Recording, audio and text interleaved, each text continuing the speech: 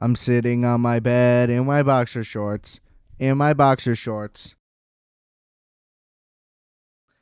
Hey, hey, hey, how the hell are ya? This is the show of many H's. Welcome to Requiem for a Tuesday. Your man's Adam Pecora here. Customer Services resident bad boy. Glad you could make it. Episode 106. That's pretty crazy, huh? I didn't do the plugs last week because Justice was here, and boy, were we just firing on all cylinders. If you didn't listen to last week's episode, go check it out. Big talk about the favorite tourist attractions in Orlando, Florida. Some big Olive Garden talk. And I think that's the bulk of it, to be honest. Some good stuff on not wanting to sign for packages as well. Anyway, good episode. The one before that you might want to listen to as well, because we're going to do a little Barry season finale recap, because I just gotta. There was some Barry stuff on that episode. Anywho, rate, review, and subscribe to Requiem for a Tuesday. Go listen to all of the episodes, not just those two. You can do that on Apple Podcasts, Spotify, Stitcher, Google Podcasts. Whatever you freaks use, go use it. Okay? 5-star me. Whatever the fuck you want to do something. Help me out. All right. You can get the merch if you want to do something at rfat.bigcartel.com. A lot of good stuff on there, of which, we have 4 items for sale. And check out the music, Multiplex, Wolf X. There's a lot of stuff. At least do one of them. Check out something. What are we doing here? Yeah. You can follow me on Instagram at adam.rfat, rfatpodcast@gmail.com for all your needs or whatever. Hit me up. I don't really know what needs could be met via an email address. But hey, if that's what you were looking for, everything is linked down in the description below for your convenience. I could be a pilot or whatever, right? That sound like something on an airplane? You be the judge. Tell me what I can be. But I am in my boxer shorts.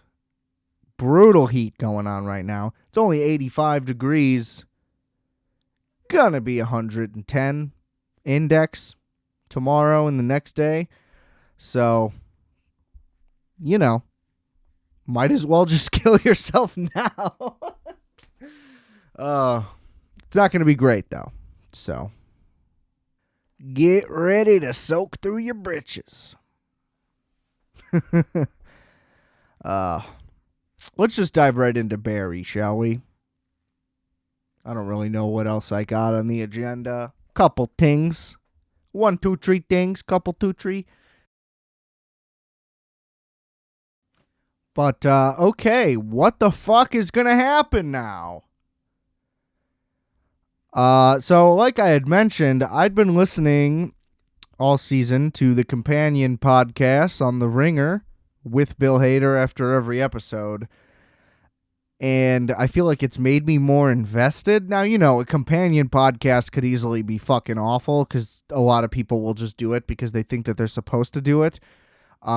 Which is probably why this is good that it's like a third-party thing. So I think if Bill Hader... No, not Bill Hader.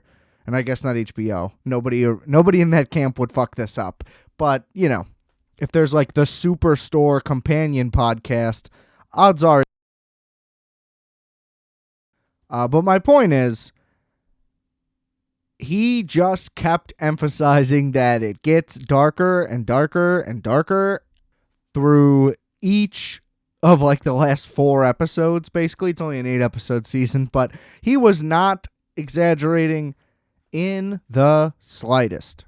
Also, as I have mentioned before, I am terrible at predicting this show. I never know where it's going to go.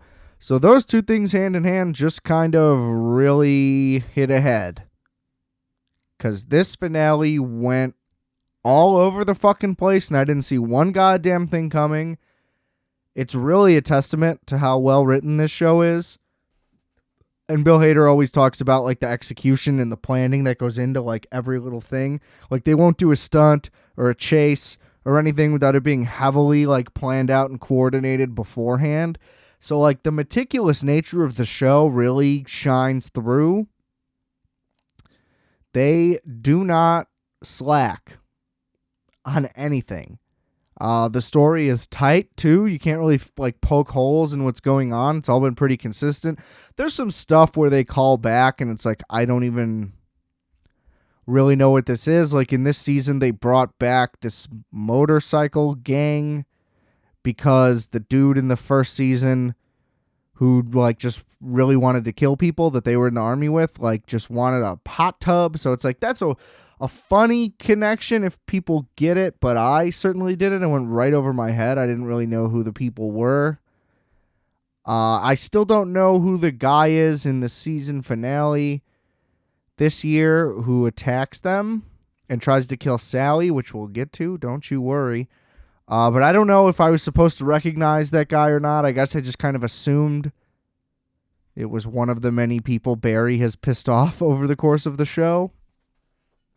But I'm not certain. So I guess that would be my one criticism is like the Barry extended universe might not be as strong as you think. So maybe you don't have to call back everything. Some stuff could be new, but I don't know.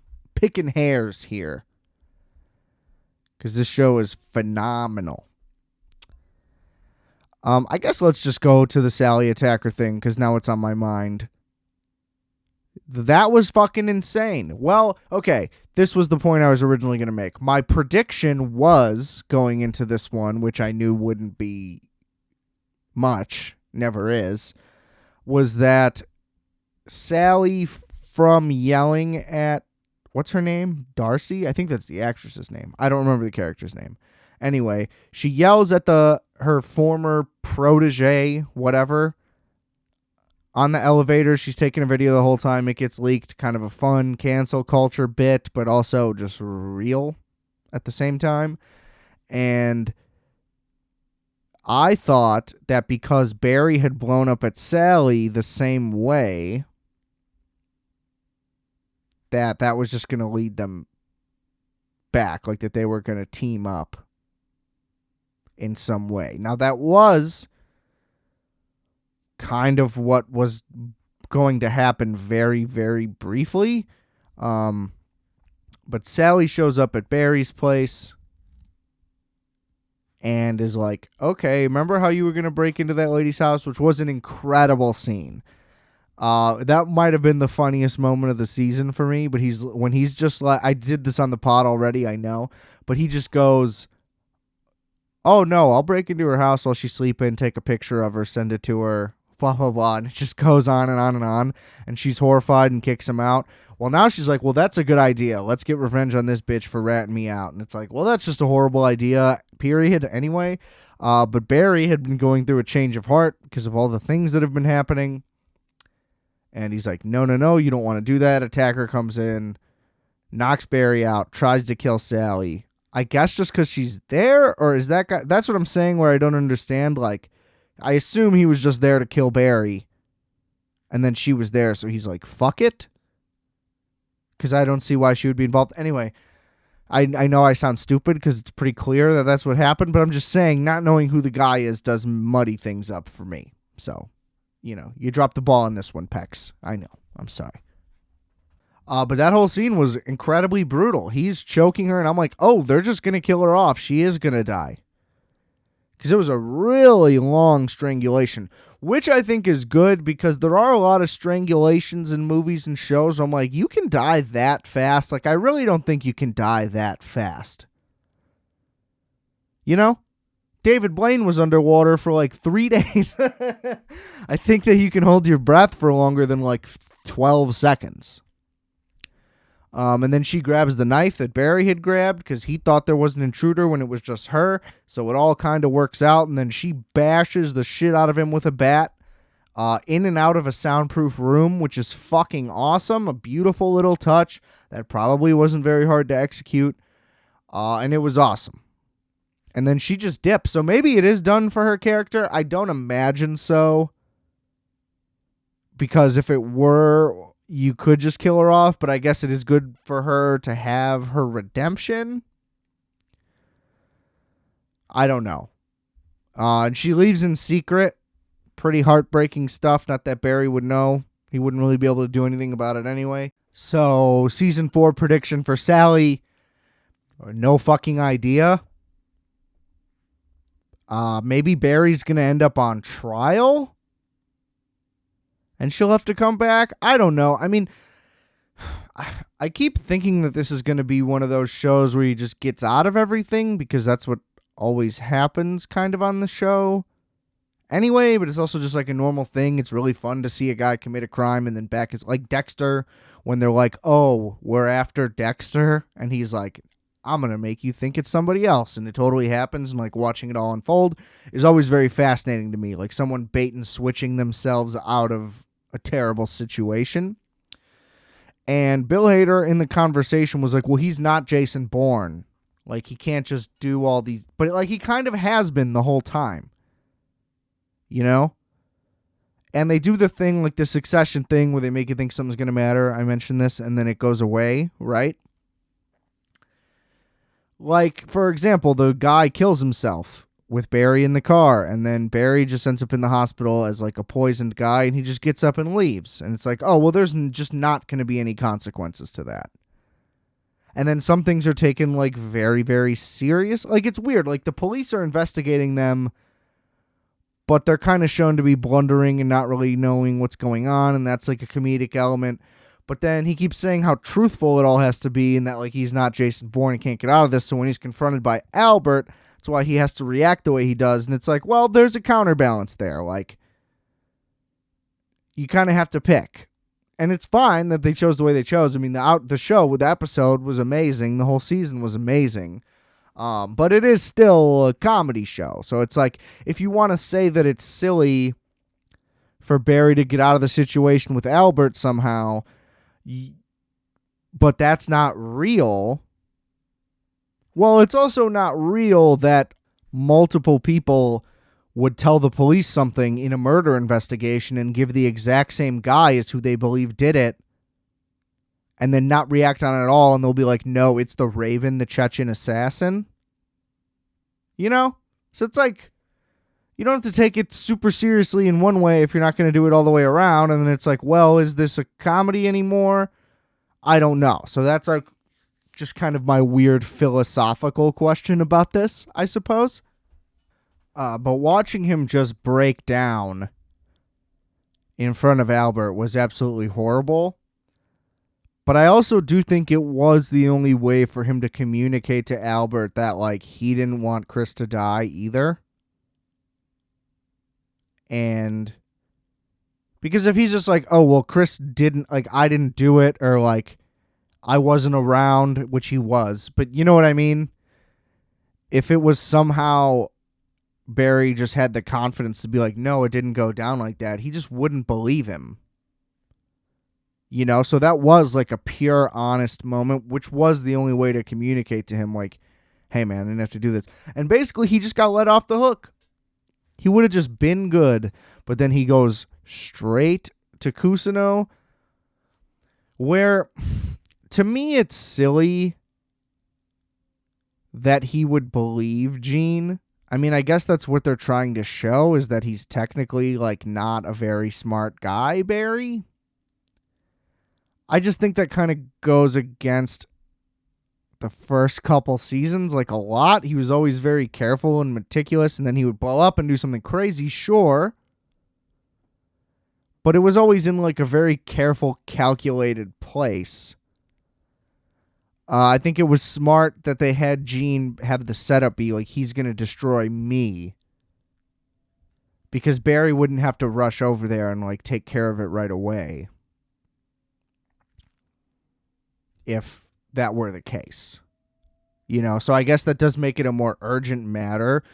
But I don't know. It's just like if you threaten someone's family so many times, and I get it. They made it clear like Barry really needs Kusuno to love him, and that was like such a thing that they made very potent. But you should still have the common sense that like, oh, I threatened this guy's kid and grandkid and himself and all these other people, and it's like, maybe this guy doesn't trust me all the way. You would think. I'm just saying. You would think. But the sequence he shows up and the guy's just standing there. And I was just like, that's not the same guy. I was like, oh, they put like a body double in there to like frame him. And then it was to set him up, but that was the guy. So I was wrong in even thinking that. A little silly that he couldn't have just pulled the trigger and popped him. Wasn't that great of a plan by everybody? Like technically, like if you were to really play this out, obviously it just worked out in the show. But if the guy's going in there to kill him like in a quick rage, all he has to do is walk in the room, pull the gun out, and shoot him. It's a little phony that he would walk in. I mean, he would walk in really slowly. He's trying to sneak in and kill the man. But once he's directly behind him, it's like, just pull it out and pop him. So I just felt like the timing of that was a little off, but it's what you got to do to make it cinematic. So I also understand that. I'm just really trying to pick this thing apart. This episode was insane. Way too much happened. Because I forgot the whole fucking NoHo Hank saga part of it. And how could I? Him and his boys were locked up in this horrific prison in God knows where, presumably, South America. Bolivia, perhaps. And it's revealed that this Bolivian jail cell is just in Cristobal's palace. And they unleash a fucking panther. I only know that because Bill Hader specifically said panther. I had no idea what animal that was supposed to be.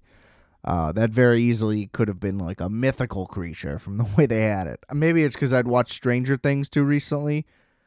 Which, by the way, maybe that'll be next week. I'll just do the Stranger Things full season recap because I thought it was atrocious. So keep an eye out for that. But anyway, Hank is basically motivated by the fear of what is happening to everyone else that he can hear through the walls. He's able to break through his chains. And right when a guard comes in, which the timing of that also doesn't make sense if there's just like a loose panther. How's that working? I mean, I guess the door is closed, but it seems like they let it from room to room. So I don't know. That just doesn't really make sense. But anyway, the guard comes in. Hank is able to fight the gun out from him, which also doesn't make sense because why wouldn't he just shoot him like he's holding a gun and running towards him? Just pull the trigger, pop him once. Silly, but okay. Takes the gun, shoots the panther, leaves the room, discovers it's Cristobal's palace, and then Cristobal is in the middle of conversion therapy from his wife, who is an absolute psychopath. And he's being electrocuted so greatly that the lights are going out in the entire palace. And he's completely fried. Completely fried. Hank pulls up, shoots the wife, and the gay guy that they're, or just guy, I guess you can't assume that the guy is gay necessarily. The guy they're using as the negative, like, oh, don't like this, which was subtly funny in the middle of a very, like, seriously, it was almost like a horror movie, the way that it was played when he was still in the cage. And then, I don't know, I just thought that was a little funny, given how dark the entire electrotherapy thing was. And he frees him, but he can't really speak or anything, but you can tell he recognizes Hank, and they're like, we're finally together. That's great. But going forward, I mean, the guy's probably going to be a vegetable. I mean, again, this is Barry. It can jump to anything in the next episode. He could just be, like, significantly recovered when they pick up. Maybe. Who knows? But what is going to happen? I don't know. I mean, he's not going to break out of jail, Barry. He's clearly arrested. Now, I guess the thing is, Well, the thing that I had was like, oh, well, what do they actually have on him? Like, this would just be like B&E, attempted murder. Like, you could throw a bunch of those charges on there. But Kusino said he knows you killed Janice. And I guess he technically doesn't acknowledge it. So maybe that is a loophole? I don't know, but I think he was technically incriminating himself just by responding to that. I don't know. It's like they've made Barry pretty much a guy you don't really want to root for, because this whole season, his whole thing has just been, I'm crazy and I'm tying up all these loose ends. But not really, like not on purpose. These loose ends just keep coming back to me because of fucking Fuchs, who's also in jail now. So obviously Barry and Fuchs are going to have to re-team up in jail. But that's about all I got. You know, like, what are they going to do while they're in there? Who knows? Where are Hank and Cristobal even going to go? Who knows? I assume that Sally will be back, like, in the same location in LA with everybody, but who knows? Who else we got? You know, it's just like, there's really no way to predict what happens. Now, it could be they meet up in jail and there's a huge conflict. I don't know. Kusino, you assume, is just going to continue on a path of success, to which he technically does owe Barry for. I mean, Barry did kind of set everything up for him so that his life would be better. But again, he killed Janice, so not great. Not a good balance. But I really don't know. I have no idea, and that's so exciting. I cannot wait now for this to come to an end.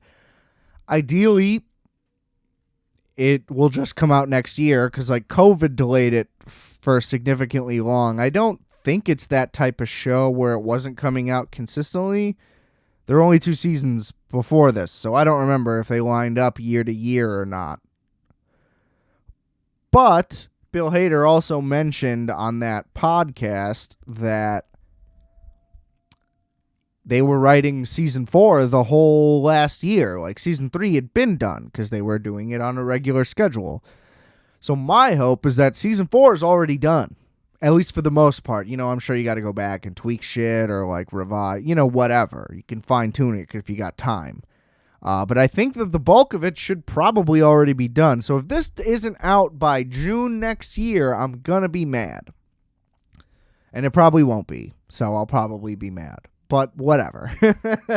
Fucking phenomenal show. I don't know how it could be more than the 4th season, though. Again, obviously, not knowing what's going to happen at all in the 4th season. But I just can't imagine that it could. Well, I mean, this show goes off pretty far off the rails pretty regularly. So literally anything could happen, and it would be surprising, but the fact that the surprises would happen would not be surprising. Does that make any sense? It's a show where the surprises are expected, which, you know, not easy to say about a lot of things. So shout out to fucking Bill Hader. Shout out to motherfucking HBO, as always, fucking coming, bringing the heat, crushing shit, showing motherfuckers how shit's done. This is a goddamn TV show. It's unreal. Okay, so shout out to everybody. It's fucking phenomenal. We love you, Henry Winkler. Can't wait for fucking season 4. You know, right now it's Barry and Severance. Those are my 2 shows where it's like, the second this is out, I cannot wait to watch it. You know? And still upcoming, I have to watch the whole last season of Atlanta. Again, still behind on that. I'm really slacking. I know. It's embarrassing for me too. And Better Call Saul. I'm just going to wait for that to end. I think it may have already ended or just about to be, and I'm just going to fucking watch that whole thing at once. Same deal. But at least that I won't be off on the timeline. So Atlanta might just have to get pushed because I'm already behind. So what's the fucking difference? You know? But those are the shows. Those are what may be coming up. Maybe we'll do a Stranger Things Atlanta mix episode depending on timing. I don't know because I probably won't watch Atlanta in the next week. Just being honest with you. I've been busy. Still setting up that print studio I've been telling you guys about. Bagel Deli Print and Supply Co. Follow it on Instagram, bagel.deli. Updates coming soon. There's going to be an Etsy shop. And I think that's probably going to be it. But as well as the Instagram. And that'll all be linked in the links in the bio. So it'll all just be wrapped into everything. So you can just continue to not click on those. Thank you, listeners. One last thing I just wanted to talk about. A little revelation I had in the shower last night. You know, I was thinking about Apple and the watch and the fitness and like, oh, we have our own fucking workout thing now. And we're the health tech company also. And there has been rumors of Apple working on a car forever. I mean, since Steve Jobs was alive, it was definitely in his plans to do that. Which would be amazing. You know, it would just be probably exactly like a Tesla with a more refined and specific shape. And it would be double the price. I assume that that's roughly what it would be. But it would work great with your phone. It would have probably a better enhanced iPad as your center console thing. I don't know what that's called. Off the top of my head, I feel dumb. But it is obvious what it is. You know what I'm talking about. You're smart. And it just came to me like they should do that for sure. But they should also make a bicycle. You know, electric. Because you have to, pretty much. If you're going to put the tech in it, it might as well be motorized as well. But I remember years back, and you can probably still find the video on YouTube, because I don't see why you wouldn't. Audi was going to make an e-bike, and it was going to be like the greatest e-bike ever made. It was going to be like carbon fiber, and all this, and like the motor and all this was going to be hidden within the frame, so it looked like a regular bike, and everything about it was just like flawless and excellent, but it was going to be like $15,000, and it was just like a concept, I guess, or like maybe they showed it as like the concept version, and it was like gonna happen, and then just nothing ever came of it. I don't know. I didn't look into it too much. But I was like, man, that's fucking awesome. But $15,000, like, that's crazy. You know, you can get an e-bike now anywhere from like a low $1,000 to like, I'm sure that high. There probably are $15,000 ones. But basically, you feel like, it needs to be like $500 to $7,500 for it to be like a premium one. You're trying to tell me that Apple would not sell a fucking billion of these bikes? I mean, come on. You streamline it to work with the watch. Maybe it doesn't even have to. Maybe you just have to have your phone in your pocket. Maybe you don't have to do that either. Who knows? Maybe it has some kind of like specific connectivity with AirPods. Who knows? Maybe it has its own little screen across the handlebars. So it has like a navigation system. You know, who knows? There's a million ways that they could go about it. Like, oh, there's tech in the handlebars that like does your heartbeat just like the fucking watch would. You know? Because somehow it can...